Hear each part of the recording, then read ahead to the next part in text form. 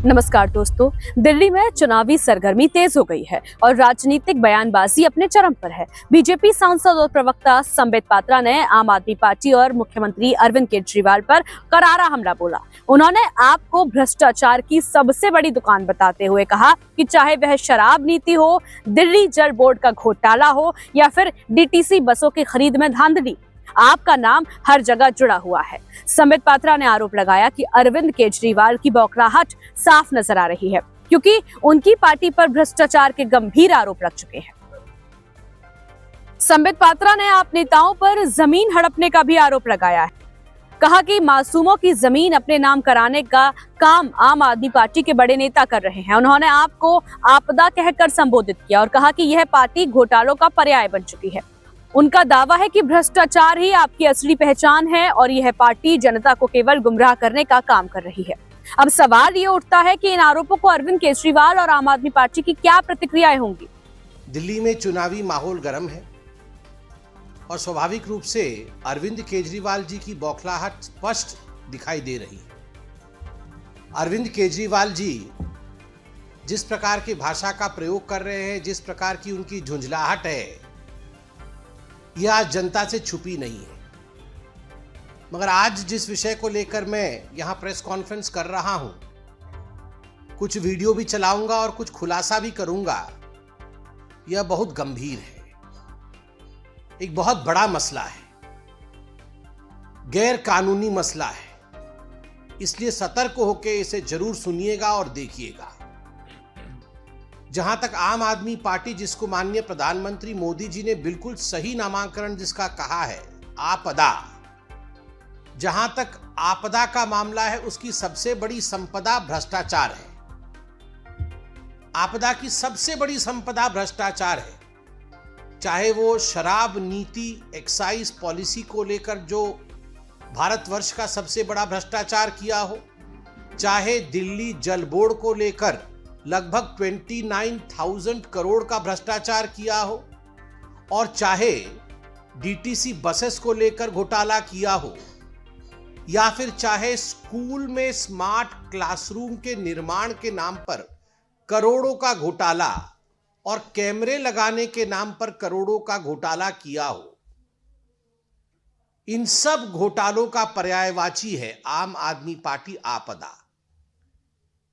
जमीन हड़पना और अपने नाम पर मासूमों को जमीन को ले लेना, यह भी आम आदमी पार्टी के बड़े नेताओं का कारोबार रहा है। अब अरविंद केजरीवाल जी 50,000 गज की कोठी में रहते हैं, शीश महल में रहते हैं, तो उनके जो एमएलए हैं वो भी कहां पीछे हटने वाले हैं। उन्होंने भी ठान लिया है कि हम भी जमीन हड़पेंगे और अपने लिए इसी प्रकार का महल बनाएंगे। और आज मैं खुलासा करने वाला हूं, आम आदमी पार्टी के एक कैंडिडेट, उनके विधायक जो रहे हैं, सोमनाथ भारती जी के काले कारनामों का, जो कि एक तरह से रिकॉर्डिंग में आ गया है, एक स्टिंग ऑपरेशन भी हुआ है। उस स्टिंग ऑपरेशन को हम आपको दिखाएंगे, उसके स्क्रिप्ट को भी आपके समक्ष रखेंगे। मसला ऐसा है कि जैतपुर नामक एक स्थान है, जैतपुर में एक जमीन की टुकड़ी को लेकर विवाद हुआ था और एक एफआईआर भी हुआ था 10 नवंबर 2023 में। और मामला यह था कि जमीन जिसकी है उससे जमीन हड़प ली गई थी, और जो हड़पने वाला पार्टी था, जिसने हड़पी थी जमीन, वह व्यक्ति आम आदमी पार्टी के विधायक सोमनाथ भारती का नजदीकी था, करीबी था, एक तरह से उसका प्रॉक्सी था। सोमनाथ भारती विधायक, उनके मित्र ने एक बहुत बड़ी जमीन हड़प ली।